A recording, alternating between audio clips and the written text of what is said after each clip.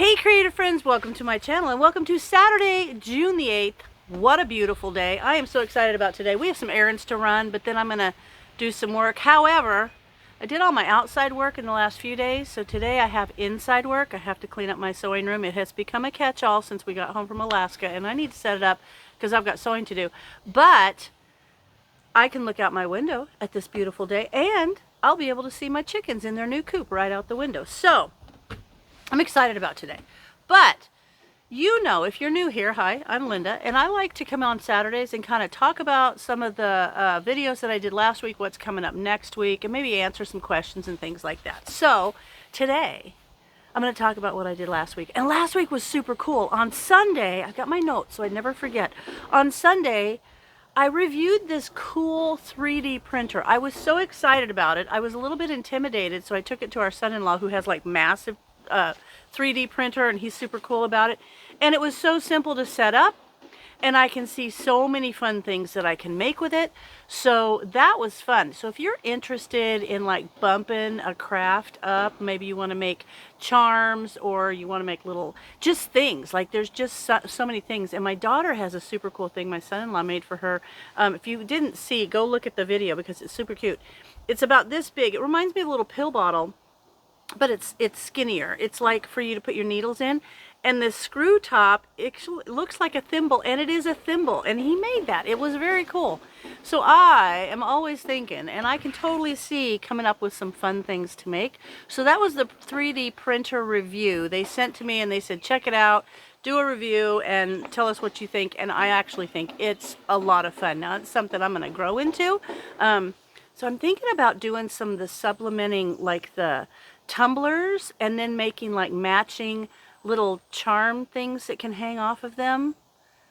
That's a good idea. So I'm going to try that. So then Monday, I made cheese muffins with the muffin mix. And that is so simple, and that muffin mix is so easy to use. And the muffin mix does have nutmeg, I think, in it, or cinnamon, or I can't remember the recipe, but it's got that in there. When I did the cheese muffins, it doesn't bother it. Unless you're really sensitive to those spices, then you would probably taste it. But the cheese muffins were fine. If you want to make it without those, you can always leave those spices out and just make it a plain muffin mix. And if you look at that video, there is a link in the description to the original video where I made the mix. Now you can leave those spices out if you want to be able to have it absolutely savory or sweet. But it was fine. It tasted great. I could also use my master baking mix for that if I wanted to. But I make cheesy muffins. Maybe I'll do that sometime for you. That was good. But anyway, that was a question someone asked, is if you could really taste the nutmeg. Brian liked it. It was fine. And I didn't really taste it at all. So that's cool. Tuesday, I did the pantry cooking for Tuesday, and I got that cookbook for 1 or 2, and I love it because I don't have to go to the trouble to scale all the recipes down, because if you ever watch my videos before, you'll see how I actually scale them down so that they're more appropriate for just 2 people and not making so much. But the cookbook has them already done that, and I made that carrot cake, which was so easy, and it was really good. And they gave the frosting recipe, and that was even fabulous. So it was an easy thing to make, and it was nice because it says it'll make like 4 servings, but I got 6 out of there. So we had, like, our son had some, we had some the next day. I had some for like warmed up with little for breakfast. It was really good. But anyway, the 8x, because it's an 8x8 pan. So I like that. I think the 8x8 pan is the perfect size when you're baking something like brownies or cake or something for just 2 people. I think that's great. So I love that cookbook that I had the link for in that video that you can get at Amazon. I think that's a great one. And there was a whole bunch of other ones. So I might actually venture out and get a couple more cookbooks just for 2, just to see, because I am now just cooking for 2 people. And it's hard when you go from cooking big amounts to just cooking for 2. And I do find that sometimes when I make stuff, there's enough left over that I'm freezing it and I'm making a second meal out of it. So that's cool. Wednesday, oh, my sourdough series has started, and Wednesday I made cinnamon bread because somebody commented that oftentimes, especially, you know, if you wear dentures or something, or your gums are sensitive, or you just don't, it's just harder to chew things like that heavy crust that is oftentimes on sourdough. I frankly love it. People a lot of times love it, but there's a lot of people that's hard for them, and so they kind of veer away from sourdough. I always wondered, my dad never wore his dentures. I always wondered why he ripped the center of the sourdough out, and I thought, well, he's like a kid that you cutting the crust off the sandwich. But now I know it's hard to chew. So now I know why. I never bothered to ask him. But anyway, so that's that. So I'm trying to make things with sourdough that aren't always just the classic loaf. However, I am going to do some loaves when I'm ready for it. I've never done a really successful one, so I'm excited to try. But they sent me the Need Ace company sent me the lame where you cut the pretty designs. So I really want to do it, see what kind of designs I can make. That's kind of cool. So I'm doing that. And then Friday was granola your way. I love to make my own granola, and a couple of you commented. One particular stands out in my mind, who said she'd run out of granola. I think grandkids wanted some or something, went to the store to get it, and it was so expensive, like so expensive. And really all the ingredients that go into it individually are cheap things. So there's a process, you have to put it together, you have to put it in the oven and everything, but you can make it your way. And that's what I did on the video. I love it. I like to keep a half-a-gallon jar just on my counter. I sit it over in the corner and I put it on yogurt. Sometimes in the evening I'll cut up a banana and put a little milk or cream on it, and I'll put some granola in there, put it in yogurt. I put it in bread. Like when I make my homemade bread, I will pour some granola in it. Like, it is a multi-use thing that if you use it in all that stuff and you're buying it at the store, that's spendy. But if you can make it yourself, and then you can kind of tweak it to the different ways, or you can just, the oats themselves are cheap, and that's really the bulk of it. And then all the extra stuff that you can put in it can just be like little bits that you have left over. Maybe some little bits of chocolate chips, or a little bit of coconut Snickers, or stuff like that. You can just throw in there and you can make it different every single time, or you can have a specific recipe that you like that you go by. So I love making my own granola, and that's what we did on Friday. Now today is Saturday. Here we are on Saturday. Next week, okay, tomorrow I have a review for a product I wanted. So I reached out to the company and I said, hey, I think this is really awesome. I've always wanted one of these. I particularly like the way yours is set up. Can I try one out? And they were like, sure. I love doing that. So clearly I will do reviews of things that I either want to have or I am interested in using. I won't just do a review for something just 'cause, but you got to watch tomorrow. Oh, and I do want to say, in the video I said it was plastic. What I meant to say, it was a very nice, it's a coated metal. It's like so it feels like not a blank metal, it's coated. So it's got a nice plastic coating, which they can make a design on, which was cool. But anyway, it is a coated metal, and in the video I said it's plastic, but it's a plastic coated metal. So when you watch the video tomorrow, you'll know when I say that what I'm talking about. But I'm excited about it. It's something for my girls, my chickens. It makes life easy, especially if you're a traveler, and that was my point. I'm going to be traveling, and I want to make sure that I don't have to have someone come over every single day, every morning, every night, just something to make life easier. So watch that video tomorrow because it's awesome. You're going to love it. Okay, so that's happening. Tuesday, I've already done the video. It's already up. And what I did was I made I'm like on a sweets kick right now, and I shouldn't be, but I am. But anyway, I made a thing. It was really good. Brian loved it. And it's a way to use a mix that I made in my Mix It Up. But it's not just the plain mix. It's like when you just have to watch it. I made a yummy, and it was really good. And just watch it. I could tell you the whole thing, but then you'll know what it is, and you can't know. Anyway, super good. I did put the link in the bottom of how I made the mix for this product that you'll see on Tuesday. Pantry Cooking for Tuesdays. No, Mix It Up Monday for Monday. So good. And I do have about 5 other mixes that I want to do. So coming up, I think I'm going to make some of those, maybe starting after this week. I'll do that because I've got one for like a snack cake mix, which is why I thought of that. It's from the little 8 by 8 pans. I could make those.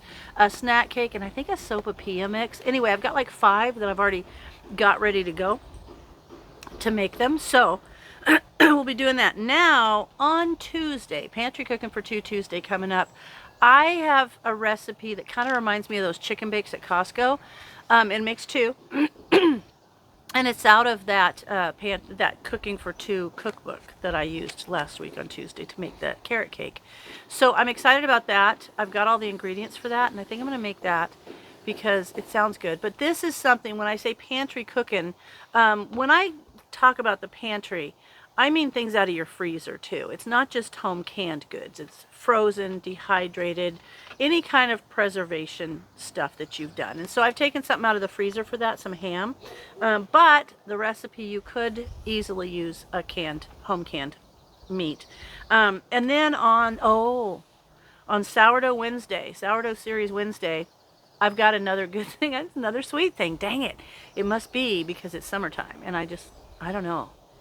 You know, the weather changes and your tastes change. Like Brian doesn't like soup and chili and stuff in the summer, but he'll eat it in the winter because he says it's a winter food.